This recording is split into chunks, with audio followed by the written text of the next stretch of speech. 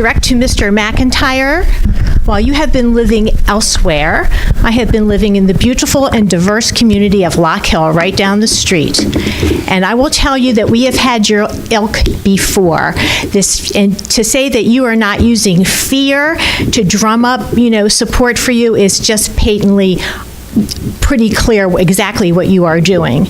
I have the great honor of working with some of the working poor, and I would love to have them as my neighbors. They can't afford to live here, and they're honorable, decent people, and I think we are tired of the atmosphere that from Washington with hate and fear and that type of politics, and I reject it, and I ask all my neighbors to reject it also. I'd like to address, if we can remember, for that expansion of the Section 8 voucher program with a source of income, Councilman Marks actually had the correct vote, and it was a bipartisan vote, 6-1.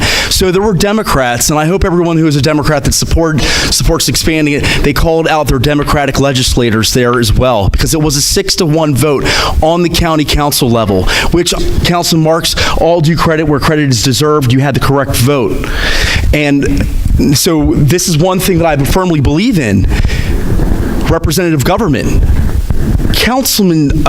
Delegate Steve Lafferty, District 42A is almost entirely within Councilmanic 5.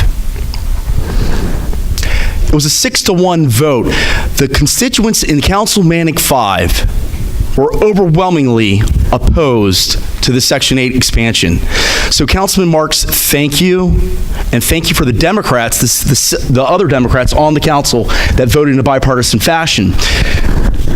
What I do ask of Councilman Marks is to go ahead and step outside of the box, though. Representative government. Councilman Marks gets upset with me, and I understand, because he's a Republican, I am a Republican, but he is my first level representative. I go to the first level, and I ask, and I believe in representative government. The only thing I asked of Councilman Marks, and he did not think outside of the box in reference to this, he should have been down in Annapolis telling Steve Lafferty to stop. So I'm going to let you know, but he had the right vote. It was a bipartisan vote. Thank you, Councilman Marks. I appreciate that. I mean, my criticism of this program and what Steve said about this not being true is actually not true. Look up the Baltimore Regional Housing Partnership. Find out who runs it, who's on the board. Look at the contract that they were given for 20 years, where they answer to no one. It's part of the Thompson suit settlement. I mean, these are facts, and I don't have a problem with diversity. I've lived my entire life in the Middle East, in cities, in neighborhoods that are a lot more diverse than these.